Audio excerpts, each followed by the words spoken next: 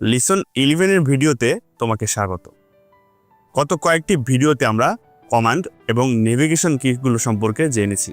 আজ আমরা কিবোর্ডের একদম উপরের সারিতে থাকা রহস্যময় কিগুলো F1 থেকে F12 এবং তাদের বিভিন্ন কাজ সম্পর্কে জানব। এগুলোকে বলা হয় function kiss. What are function kiss? এই কিগুলো কোনো নির্দিষ্ট ইউনিভার্সাল কাজ নেই।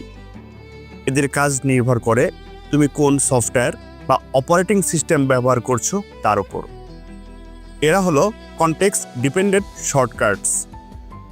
তবে কিছু কি এর ব্যবহার প্রায় সবখানেই প্রচলিত। Common functions you should know. F1 the help কি।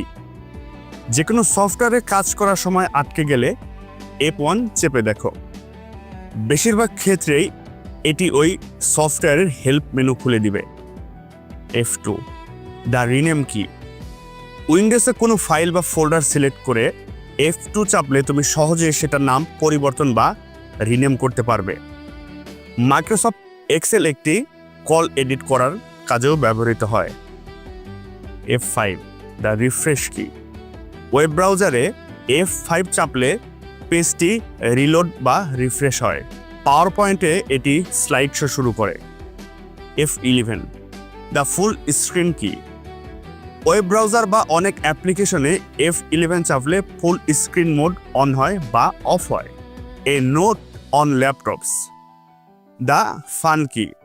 তোমার যদি ল্যাপটপ থাকে তুমি হয়তো লক্ষ্য করছো এই কিগুলোতে ভলিউম, ব্রাইটনেস বা প্লে, পজ এর মতো চিহ্ন দেওয়া আছে।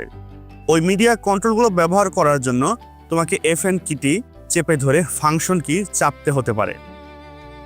অনেক ল্যাপটপে FN লক নামে একটি ফিচার থাকে যা এই দুটো মোডের মধ্যে সুইচ করে। ফাংশন কিগুলো মাস্টার করা মানে হলো তোমার ফেভারিট সফটওয়্যারের জন্য কাস্টম শর্টকাটগুলো শিখে নেওয়া।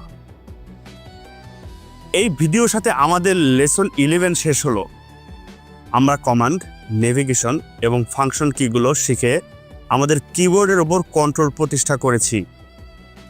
এতক্ষণ আমরা শিখেছি কোন কি দিয়ে কি হয়। পরের লেসন থেকে আমরা শিখব কিভাবে আরও ভালো টাইপিস্ট হওয়া যায়। আমরা ফোকাস করব রিদম এবং অ্যাকুরেসি বাড়ানোর ওপর, যা তোমাকে র স্পিডের চেয়ে বেশি সাহায্য করবে।